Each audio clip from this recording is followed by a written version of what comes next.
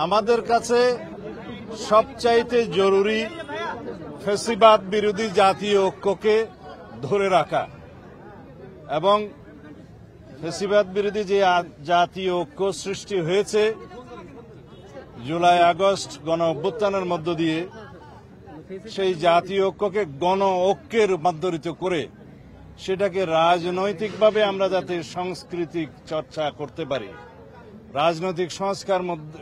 রাজনৈতিক সংস্কৃতির মধ্যে নিয়ে আসতে পারি এবং সেই ঐক্যকে ধরে রেখে জাতিকে এগিয়ে নিয়ে যেতে পারি, সেটাই আমাদের এখনকার জন্য সবচেয়ে বড় চ্যালেঞ্জ। আমাদের সেই প্রচেষ্টার কারণে আমরা এই সকল রাজনৈতিক দল যারা ফ্যাসিবাদ বিরোধী আন্দোলন সংগ্রামে জড়িত ছিল এবং আমাদের সাথে ছিল তাদের সবাইকে নিয়ে একটি অন্তর্ভুক্তিমূলক রাজনৈতিক যে কোনো বক্তব্য আমরা দিতে চাই। এখন যে কোনো রকমের অনৈক্যের বীজ যাতে আমাদের ভিতরে বপন না করতে পারে কোনো ফ্যাসিবাদী শক্তি এবং ফ্যাসিবাদের দূষররা, সেদিকে আমাদের লক্ষ্য রাখতে হবে।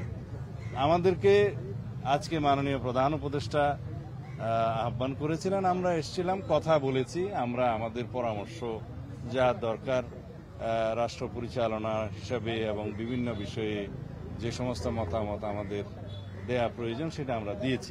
জুলাই গণ অভ্যুত্থান সম্পর্কিত ঘোষণাপত্র নিয়ে কিছু আলোচনা হয়েছে। সব রাজনৈতিক দলের নেতারা তাদের বিভিন্ন পরামর্শমূলক বক্তব্য প্রদান করেছেন। তা আমরা প্রশ্ন করেছি যে জুলাই গণ অভ্যুত্থানের ঘোষণাপত্রের আসলে এই 5.5 মাস পরে কোনো প্রয়োজন ছিল কিনা, যদি থেকে থাকে সেটার রাজনৈতিক গুরুত্ব, ঐতিহাসিক গুরুত্ব এবং আইনি গুরুত্ব কি, সেগুলো নির্ধারণ করতে হবে এবং যাতে এই ঘোষণাপত্রকে কেন্দ্র করে ফ্যাসিবাদ বিরোধী যে ঐক্য সৃষ্টি হয়েছে সেখানে কোনো ফাটল সৃষ্টি না হয় সেদিকেও আমাদের লক্ষ্য রাখতে হবে।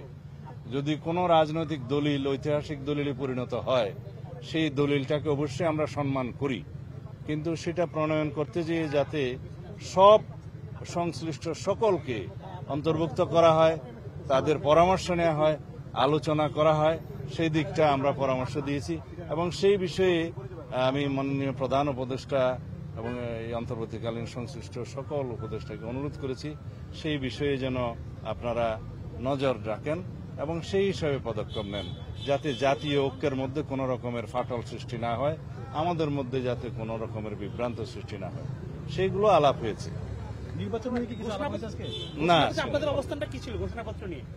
আমরা আমাদের বিভিন্ন পরামর্শ দিয়েছি, বিভিন্ন বিষয়ে রাজনৈতিক দলিল প্রণয়নের বিষয়ে ইত্যাদি বিষয়ে আমরা কথা বলেছি।